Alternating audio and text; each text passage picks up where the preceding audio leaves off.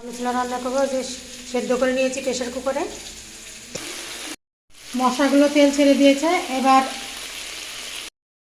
কাবলি ছোলাগুলো ঢেলে দেবো। ছোলাগুলো ঢেলে দিলাম,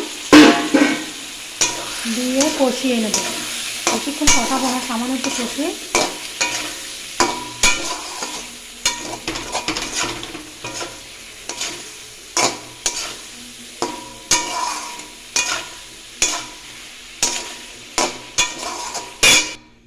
ধনে জিরে গুঁড়ো মশলা,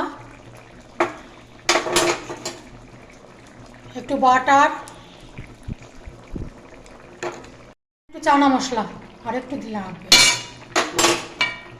হয়ে গেছে, এবার নামিয়ে নেব। আমার কাবলি ছোলা রেডি। এই যে লুচি হয়ে গেছে, সকালবেলা করে নিলাম। এই যে কাবলি ছোলা, তার সাথে গরম গরম লুচি।